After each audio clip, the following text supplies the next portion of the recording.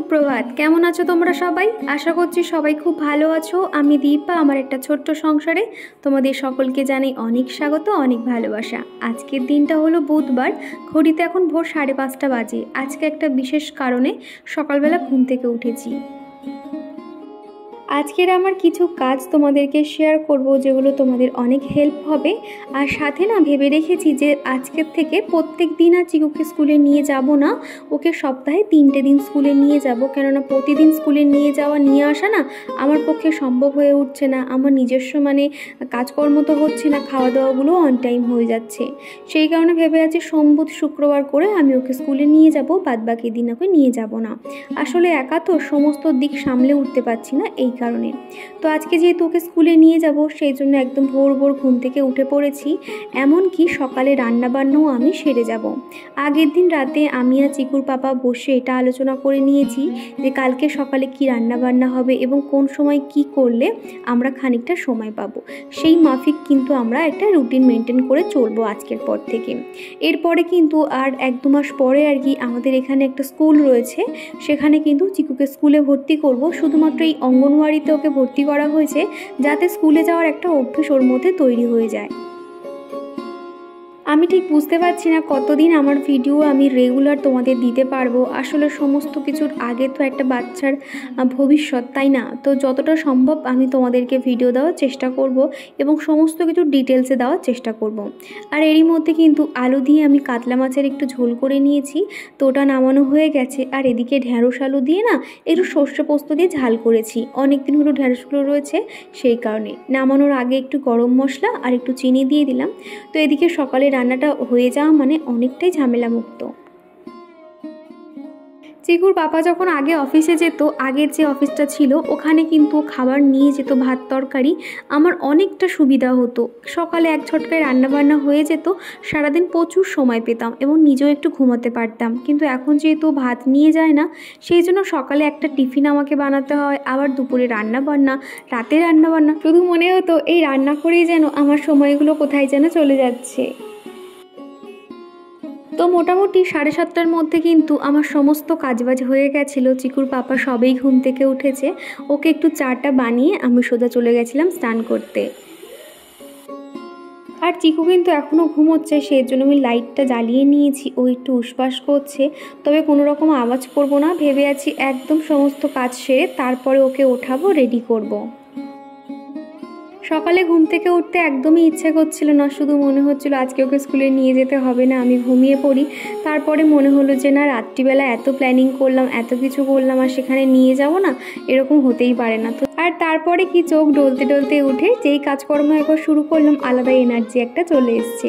আর এরই মধ্যে কিন্তু আমি রেডি হয়ে নিচ্ছি। আর এখন যেহেতু জামা পরবো না, আগে চিউকে রেডি করে নিয়ে তারপরে আমি রেডি হব। তো মোটামুটি এখন একটু চুলটা বেঁধে নিচ্ছি, সিঁদুরটাও পরে নিচ্ছি। আর পৌশালী বলেছো দীপা তোমাকে এরকম সিঁদুর পরলে খুব ভালো লাগে, তো থ্যাংক ইউ পৌশালী।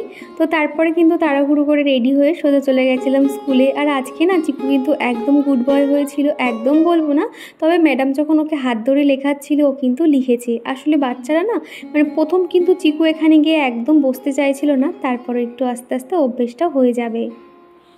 আর তারপরে বাড়ি চলে এসেছি। আগের দিনে খানিকটা ভাত থেকে গেছিলো, সেটা এখন পান্তা করে খেয়ে নিচ্ছি। তো দেখো, একটু কাঁচা লঙ্কা ভালো করে মেখে নিয়েছি, আর একটুখানি পেঁয়াজ দিয়ে আলুর সেদ্ধ মেখেছি, সাথে একটা গোটা পেঁয়াজও নিয়েছি। তো এই ছিল আর কি সকালের টিফিন করলাম এই দিয়ে। অনেক দিন পর বেশ পান্তা খেলাম, খেতে কিন্তু বেশ ভালো লাগছিল। আর তারপরে কয়েকটা থালা বাসন ছিল, তো সেগুলো এখন মেজে নিচ্ছি একসঙ্গে। আমার এক বোনু কমেন্ট করেছো, দিদি ভাই আমি বাংলাদেশ থেকে তোমার ভিডিও দেখি, তোমার ভিডিও আমি নিয়মিত দেখি, খুব ভালো লাগে।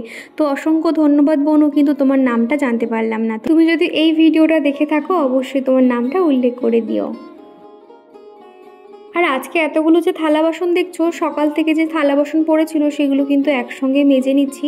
আসলে যাওয়ার সময় যে মেজে নেব তখন আর টাইম পাইনি। কি জানো তো, আমার মনে হয় যখন যে কাজটা আগে করার দরকার তখন কিন্তু আমি সেই কাজটাই করি।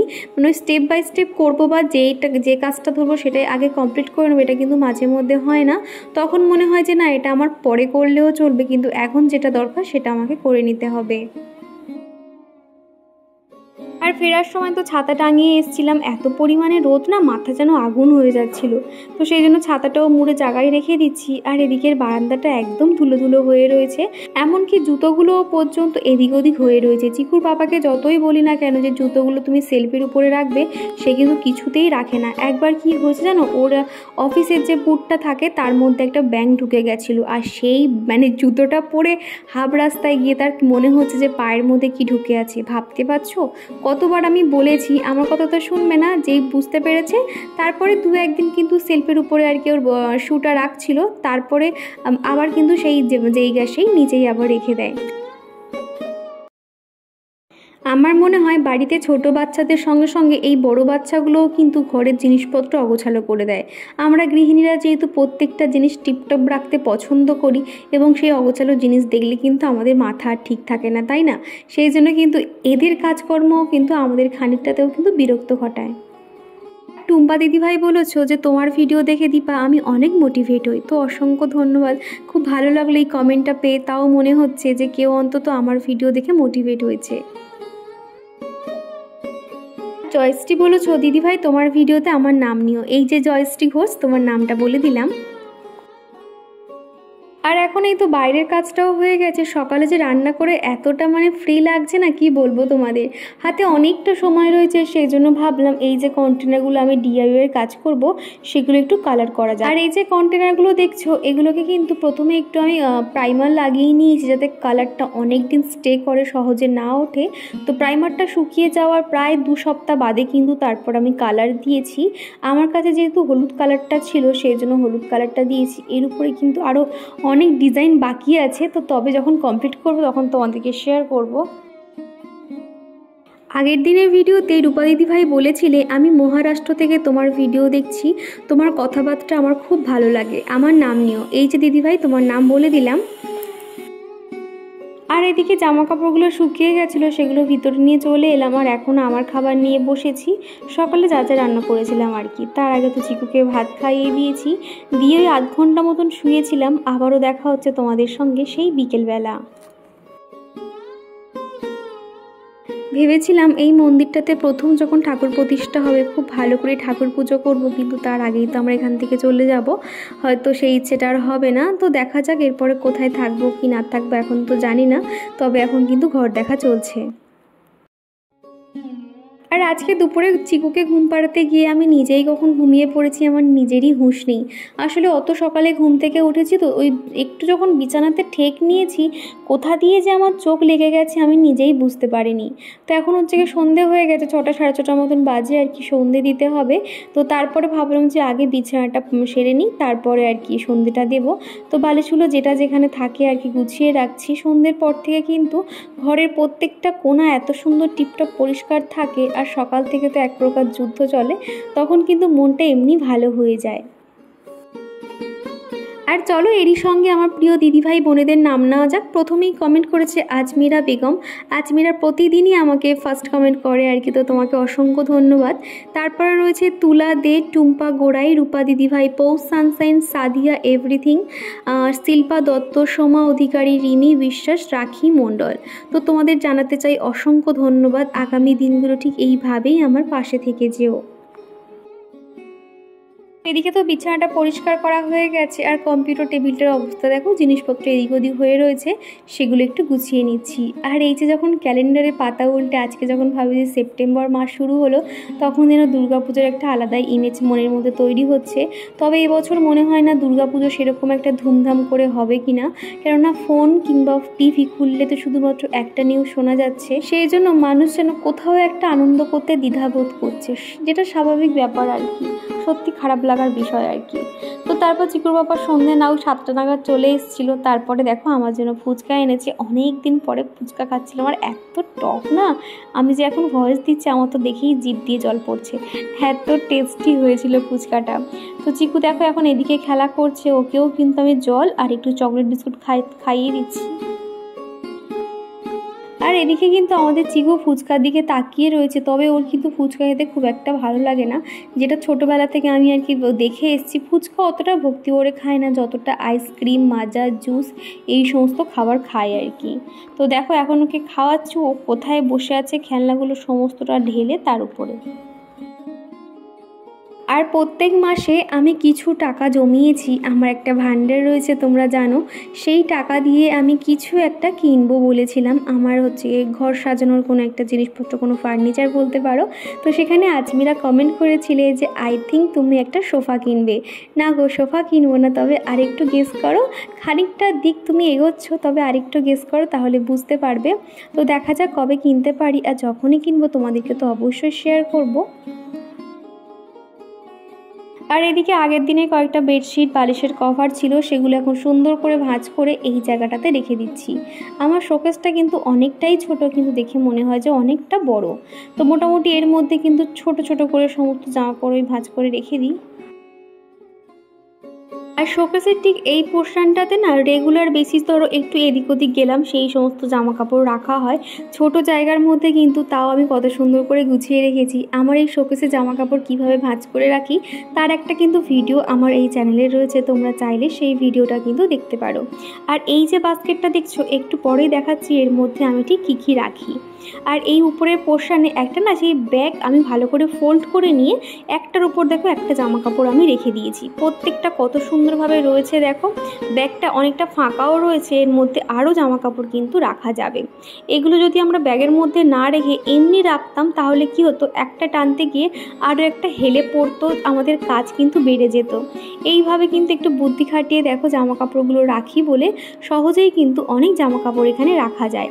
আর এই যে ব্যাগটা দেখছো, এখানে সমস্ত ছোট ছোট স্কার্ফগুলো বলো বা আমার ওড়না, এই সমস্ত জিনিসপত্র কিন্তু ওখানে থাকে। আর এই বাস্কেটটার মধ্যে আমার সমস্ত টি শার্ট তো খুব একটা পরা হয় না, ধরো এখানে ওখানে যাচ্ছি, এখন করে চিকুকে যেহেতু স্কুলে নিয়ে যাচ্ছি সেজন্য কয়েকটা টি শার্ট কিন্তু ওইভাবে রেখে দিই, দেখাও যায়, আর এগুলো কিন্তু বার করতে রাখতে খুবই সুবিধা হয়। আমার হাতে যেহেতু খুব একটা বেশি সময় নেই, আর 1 মাস পরেই যেহেতু বাড়িটাকে ছেড়ে দিতে হবে, তো সেই জন্য ভাবছি খুব তাড়াতাড়ি একটা হোম ট্যুর দেবো। আর আমার যেহেতু হাতের যে কাজগুলো আমি বানাচ্ছি, ডিআইওয়াইয়ের কাজগুলো, সেগুলো না আগে তো ফেলে ফেলে রাখতাম, ওই একটু একটু করে কাজ করতাম, ওই প্রায় 1 মাস মতো লেগে যেত, যখন সময় পেতাম করতাম। আসলে ছোট বাচ্চা নিয়ে একা সমস্ত কিছু করতে হয়, তো তাই টাইম পেতাম না, কিন্তু সেই কাজগুলো কিন্তু এখনও পর্যন্ত পেন্ডিং হয়ে রয়েছে। আমি সেগুলোকে ভাবছি খুব তাড়াতাড়ি কমপ্লিট করতে হবে এবং তোমাদের শেয়ার করব। কখন যে কি করব না, সমস্ত দিক যেন এলোমেলো হয়ে যাচ্ছে, বুঝতে পারছি না কখন কি করব। মাথার উপর এত কাজের প্রেশার পড়েছে না, সব মিলিয়ে যেন একটা নাজেহাল অবস্থা হয়েছে। আর এই যে দুর্গাপূজা বলে সেরকম কিন্তু কোনো প্ল্যানিং নেই যে জামা কাপড় কিনবো, এটা এখানে যাব ওখানে যাব, সেরকম কোনো প্ল্যানিং নেই। তবে চিকু যেহেতু ছোটো, তো ওরও তো একটা ঘুরতে যাওয়ার প্রয়োজন পড়ে, যেহেতু সারাদিন এই 4 দেওয়ালের মধ্যে বন্দি। তো সেই জন্য ভেবেছিলাম আর কি কোথাও একটা যাব, তবে যেহেতু বাড়িটাতে চেঞ্জ করতে হবে সেটা নিয়েও একটা চিন্তা রয়েছে। তো দেখা যাক কি করা যায়, সবই ঈশ্বরের কৃপা, ভগবান যদি একটু সাথ দেন তো আমাদের আস্তে আস্তে সমস্ত প্রবলেমগুলো সলভ হয়ে যাবে। তো দেখা যাক কতটা কি হয়।